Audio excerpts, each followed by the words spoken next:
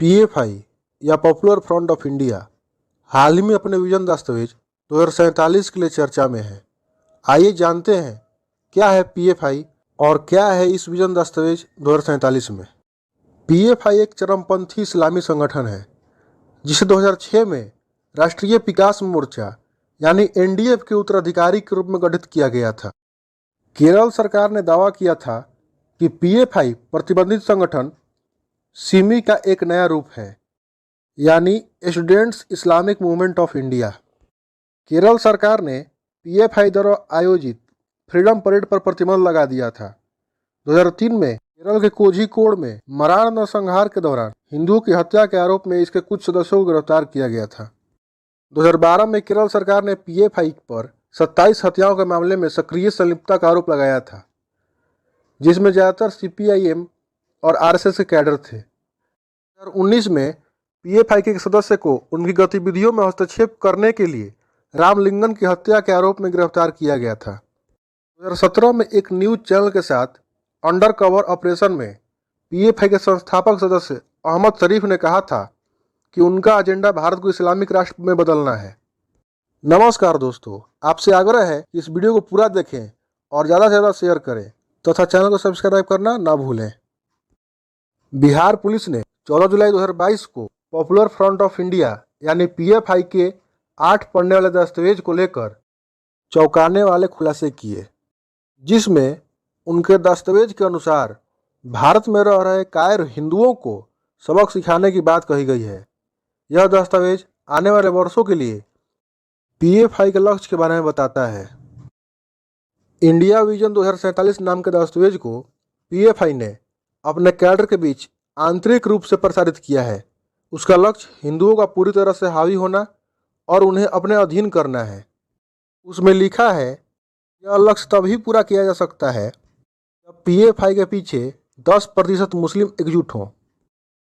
इसमें यह भी उल्लेख किया गया है कि पीएफआई अपने प्रशिक्षित कैडरों और पाकिस्तान तथा तुर्की जैसे इस्लामी देशों की मदद से भारत के खिलाफ एक पूर्ण सशस्त्र विद्रोह करने की योजना बना रहा है। इस कट्टरपंथी इस्लामी संगठन ने अन्य इस्लामी देशों से भी भारत सरकार और बहुसंख्यक हिंदुओं को घुटने पर लाने में मदद करने की अपील की है। पुलिस ने कहा कि सिमी का पूर्व आतंकवादी परवेज और जलालुद्दीन नाम के पूर्व पुलिस अधिकारी ने इसके लिए लाखों रुपए जुटाए हैं। उन 8 पन्नों के दस्तावेज को देखकर ऐसा लग रहा है कि पुलिस के अब तक के खुलासे से कहीं अधिक खतरनाक और चौंकाने वाली साजिश है। इंडिया विजन 2047 दस्तावेज में एक टैगलाइन है जो पीएफआई के लक्ष्य को रेखांकित करती है, भारत में इस्लामी शासन की ओर। इस खतरनाक दस्तावेज में भारत में मुस्लिमों की वर्तमान स्थिति, हर घर में पीएफआई तक की रणनीति, भारत 2047 योजना मुस्लिम समुदाय के लिए कार्रवाई योग्य बिंदुओं के बारे में वर्णन करती है। इस्लाम का शासन स्थापित करने और हिंदुओं को वश में करने के लिए आने वाले वर्षों में मुस्लिम आबादी क्या करना चाहती है, दस्तावेज में इसका बिंदुवार तरीके से वर्णन है। पीएफआई के इस विजन डॉक्यूमेंट का पहला उपशीर्षक है, भारत में मुस्लिमों की वर्तमान स्थिति। दस्तावेज के इस खंड में मुस्लिमों के पीड़ित होने की उसी कहानी को आगे बढ़ाया गया है। इसका उपयोग इस्लामवादियों ने अपने मजहबी साथियों से हथियार उठाने को प्रेरित करने के लिए वर्षों से किया है।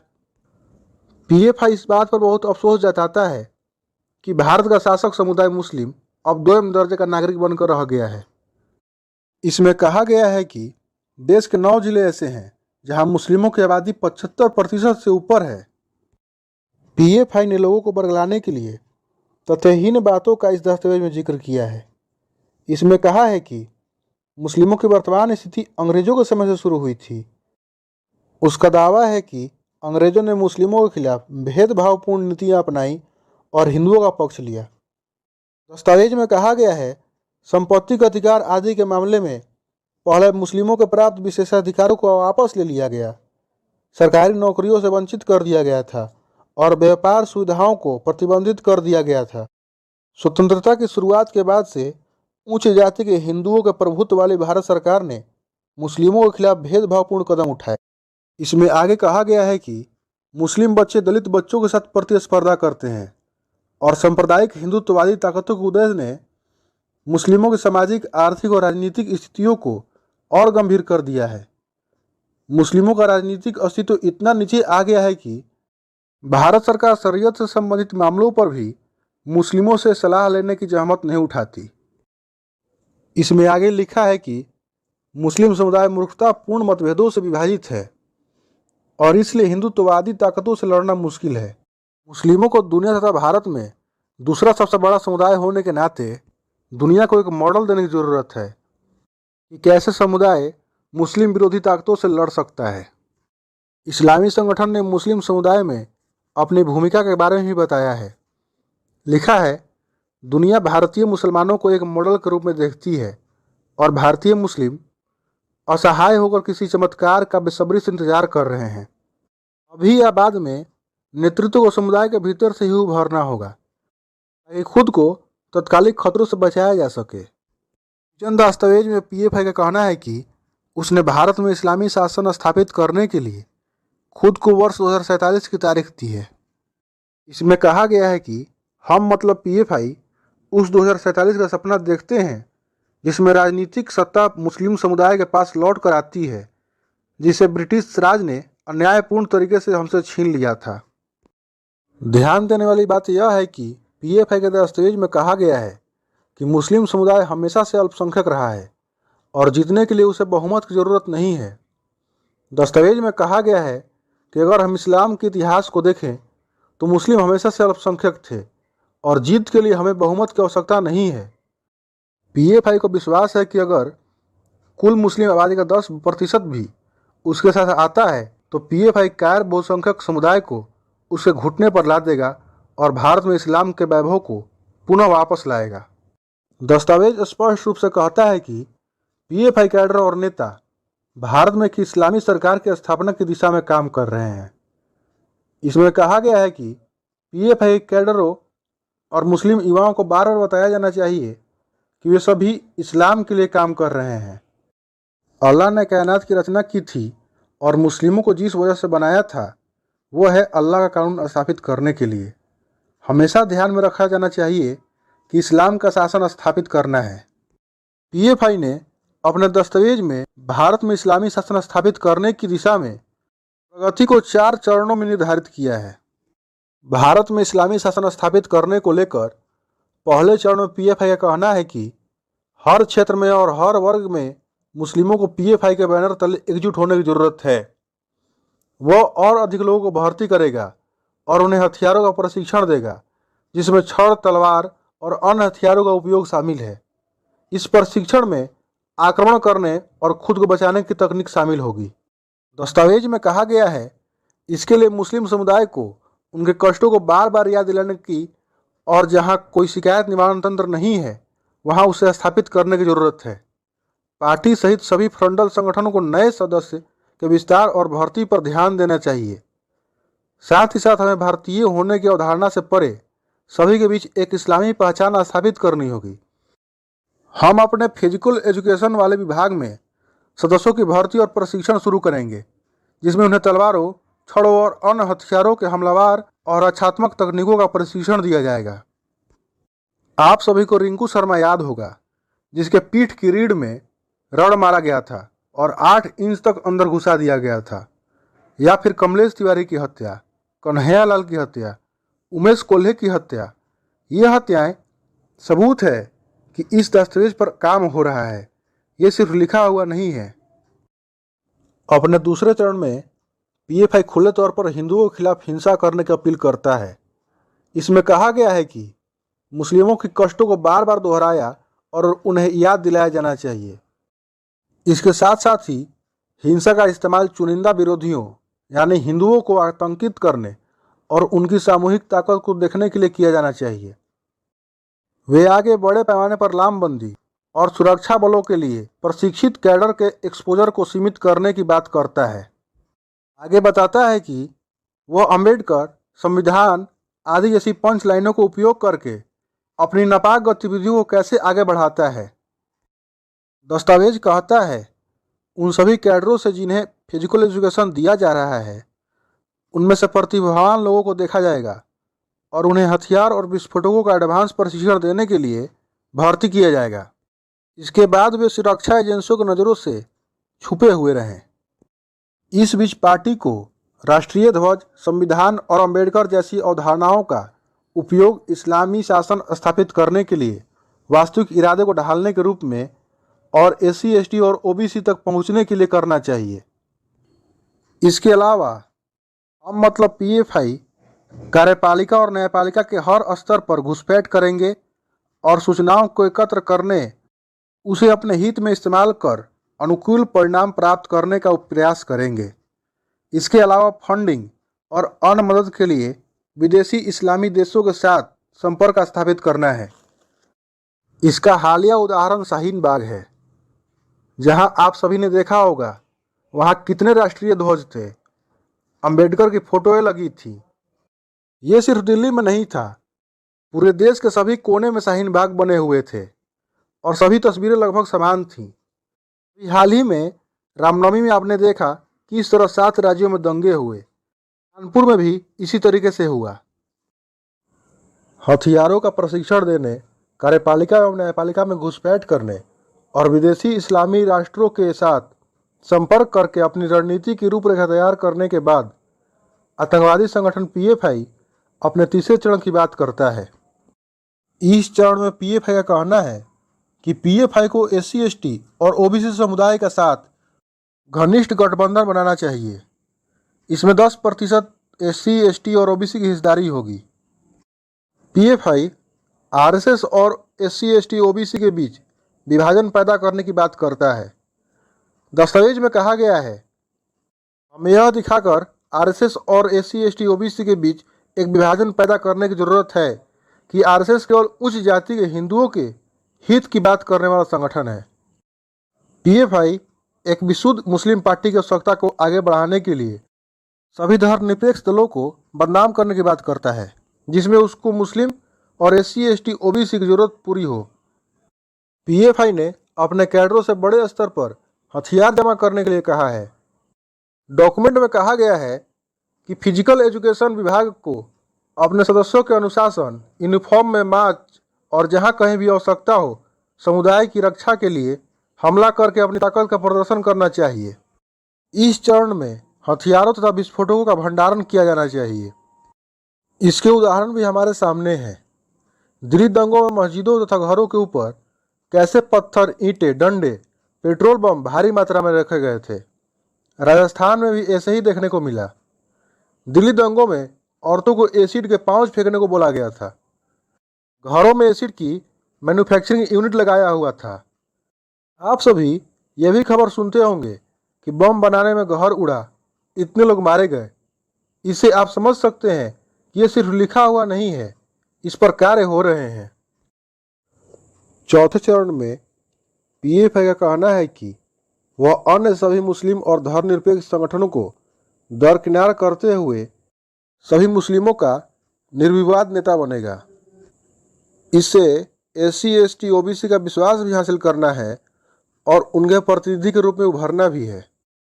पीएफआई का कहना है कि अगर वह इस समर्थन को हासिल कर लेती है तो उसके लिए राष्ट्रीय स्तर पर सत्ता हथियाना काफ़ी आसान होगा।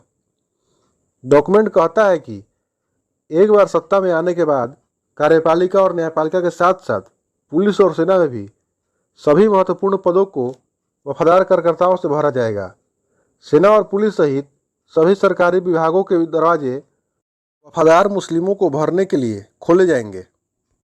दस्तावेज में आगे कहा गया है, जिन लोगों को हथियारों का प्रशिक्षण दिया जा रहा था वह इस चरण में अधिक खुलकर सामने आएंगे और जो उनके हितों के विरुद्ध होंगे उन्हें रास्ते से हटा देंगे, मतलब मार देंगे। इसमें एससी, एसटी, ओबीसी भी शामिल होंगे। इस समय फिजिकल एजुकेशन विभाग की कार्रवाई अधिक स्पष्ट हो जाएगी। इसके कैडरों की संख्या में तेजी से वृद्धि होगी। जो हमारे हितों के खिलाफ है उन्हें खत्म किया जाएगा। ये फिजिकल एजुकेशन कैडर हमारे विरोधियों द्वारा सुरक्षा बलों पर प्रभाव के खिलाफ एक सुरक्षा कवच के रूप में भी काम करेंगे। अंतिम चरण में हथियारों का भंडार और सशस्त्र कैडरों को प्रशिक्षित करने के बाद एक इस्लामी संविधान की स्थापना करने और इसकी राह में बाधा बनने वाले लोगों, खासकर हिंदुओं जिनमें एससी, एसटी, ओबीसी भी शामिल हैं, उनको ख़त्म करना होगा। इस समय बाहरी ताकतें भी हमारी मदद के लिए आएंगी। हमारे विरोधियों का व्यवस्थित और व्यापक रूप से सफाया होगा और इस्लामी गौरव की वापसी होगी। पीएफआई का दस्तावेज कहता है कि बढ़ते हुए हिंदुत्व के विचारधारा और आरएसएस समर्थित सरकार ने मुस्लिमों को यह विश्वास दिलाने के लिए पर्याप्त कारण दिए हैं कि यह सरकार इस्लाम के हित के खिलाफ काम कर रही है और सरकार एवं मुस्लिम समुदाय के बीच विश्वास की कमी है। इसके लिए पीएफआई अपने प्रयासों को बधाई देती है। आगे कहा गया है, मुस्लिम समुदाय को हमेशा बाबरी मस्जिद के विध्वंस, सांप्रदायिक दंगों की याद दिलाया जाना चाहिए। सभी राज्य इकाइयों द्वारा मुस्लिम को यह विश्वास दिलाने के लिए ठोस प्रयास किए जाने चाहिए कि आरएसएस नेतृत्व वाली सरकार भारत को हिंदू राष्ट्र घोषित करने और मुस्लिमों को देश से बाहर निकालने की योजना बना रही है। अब समझते हैं जो पीएफआई ने सामूहिक लामबंदी की बात की है वो क्या है। पीएफआई ने इस्लाम की खोई हुई गौरव को वापस पाने के लिए सामूहिक लामबंदी को प्राथमिकता वाले क्षेत्र में घोषित किया है। दस्तावेज के अनुसार इसके 3 पहलू हैं: समावेशी, पहुंच और जुड़ाव। दस्तावेज के अनुसार एक समावेशी संगठन होने के मतलब है कि पीएफआई में उस समुदाय के सभी लोगों के लिए जगह होनी चाहिए जो हमारे कारण में योगदान दे रहे हैं या देना चाहते हैं। पहुंच का अर्थ है समुदाय को मुद्दे के बारे में जानकारी देना और उसकी प्राथमिकताएं निर्धारित करते हुए समुदाय से संपर्क करना। जुड़ाव का मतलब है न केवल जानकारी देना बल्कि पीएफआई के एजेंडे में भाग लेने के लिए लोगों को शामिल करना, लोगों को उनके अधिकारों के लिए सामूहिक लामबंदी क्या होना और इसके अपेक्षित परिणाम मिलेंगे। लोगों को जोड़ने के लिए संगठन के भीतर के सभी मौजूदा सामुदायिक प्लेटफॉर्म को भी प्रभावित किया जाना चाहिए। उनका अगला एजेंडा है हर घर में पीएफआई। पीएफआई का उद्देश्य हर मुस्लिम घर से सभी सदस्यों को शामिल करना है। हालांकि यह संभव नहीं है तो प्रत्येक मुस्लिम घर से कम एक सदस्य को भर्ती करें। यदि नहीं होते हैं तो एक व्यक्ति को पार्टी में शामिल करें जो कि एसडीपीआई है, social democratic party of India. यदि नहीं तो उनमें से किसी को हमारे किसी भी फ्रंटल संगठन में भर्ती करें जो कि CFI, campus front of India. Karnataka का पूरा हिजाब विवाद इसी की देन है। यदि इसमें भी शामिल नहीं होते हैं तो उन्हें हमारी पत्रिकाओं लेखों का पाठक बनाएं या कम से कम उन्हें सोशल मीडिया पर पोस्ट करें। मुस्लिमों की भर्ती एवं उनके प्रशिक्षण से यह समझ में आता है कि इस समय पीएफआई हिंदुओं के खिलाफ बेलगाम हिंसा की बात करता जा रहा है। वो कहता है कि वास्तव में वह भी नहीं जानता कि लोगों के बीच उसके कितने सशस्त्र जमीनी कैडर हैं। वह यह भी नहीं जानता कि वे हिंदुओं में कितना भय पैदा करते हैं। इसलिए इसका परीक्षण करने की आवश्यकता है। पीएफआई के दस्तावेज में कहा गया है कि योग कक्षाओं और स्वस्थ लोग स्वस्थ राष्ट्र अभियान के आड़ में उसके फिजिकल एजुकेशन कैडरों को हथियारों की ट्रेनिंग दी जानी चाहिए। दस्तावेज में कहा गया है, हमारे अच्छी तरह से प्रशिक्षित फिजिकल एजुकेशन प्रशिक्षकों को कैडरों को हथियारों और विस्फोटकों का प्रशिक्षण देने राज्य दर राज्य भेजा जा रहा है। हमारे पास प्रशिक्षकों की कमी है और संभावित प्रशिक्षकों की संख्या बहुत बड़ी है। इसके लिए साधन संपन्न उम्मीदवारों की पहचान की जानी चाहिए और उन्हें basic physical education instructor, secondary physical education course instructor और फिजिकल एजुकेशन मास्टर बनने के लिए प्रशिक्षित करना चाहिए। दस्तावेज में आगे कहा गया है, हमारे पास एडवांस फिजिकल एजुकेशन पाठ्यक्रम संचालित करने के लिए अभी तक उचित एवं एकांत प्रशिक्षण केंद्र नहीं है।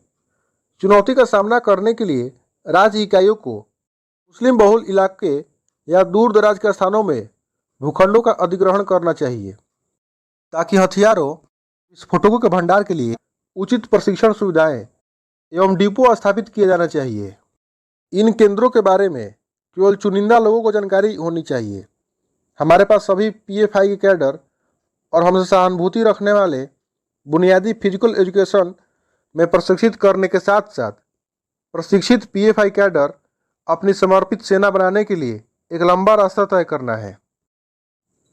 इस कार्रवाई योग बिंदु में पीएफआई यह कहता है कि अंतिम शक्ति प्रदर्शन से पहले हिंदुओं और हिंदू नेताओं के बारे में विवरण रखना चाहिए। इसका मतलब है कि वह हिंदुओं और हिंदू नेताओं की हत्या के लिए जानकारी अपने साथ रखना चाहता है। पुलिस द्वारा बरामद पीएफआई के डॉक्यूमेंट में कहा गया है कि अंतिम प्रदर्शन के चरण से पहले हिंदू आरएसएस नेताओं और उनके कार्यालयों के स्थानों में व्यक्तिगत विवरण के बारे में विस्तृत जानकारी रखना और उसे तैयार रखना अनिवार्य है।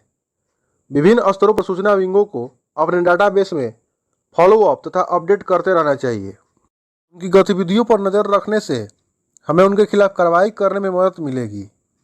हमारे अंतिम लक्ष्य के रोड मैप में सूचना विंग के महत्व को ध्यान में रखते हुए सभी स्तरों पर विंग के कामकाज को मजबूत और तेज करने की जरूरत है। पीएफआई अपने विजन डॉक्यूमेंट को यह कहकर समाप्त करता है कि भारतीय राज्य के साथ पूर्ण रूप से टकराव की स्थिति में उसे तुर्की जैसे दोस्ताना इस्लामी राष्ट्रों से मदद की आवश्यकता होगी। पीएफआई कहता है कि उसने तुर्की के साथ घनिष्ठ संबंध विकसित किए हैं, जबकि अन्य इस्लामी राष्ट्रों तक भी पहुंचने की आवश्यकता है। दस्तावेज में आगे कहा गया है, सरकार के साथ पूर्ण शक्ति प्रदर्शन की स्थिति में अपने प्रशिक्षित फिजिकल एजुकेशन कैडरों पर भरोसा करने के अलावा हमारे मित्र इस्लामिक देशों से मदद की आवश्यकता होगी। पिछले कुछ वर्षों में पीएफआई ने इस्लाम के ध्वजवाहक तुर्की के साथ मैत्रीपूर्ण संबंध विकसित किए हैं। कुछ अन्य इस्लामिक मुल्कों के साथ विश्वसनीय दोस्ती बढ़ाने का प्रयास जारी है। तो आप सबने देखा कि पीएफआई का यह विजन 2047 कितना खतरनाक है। इस तरह का संगठन देश की सुरक्षा एवं संप्रभुता के लिए खतरा है।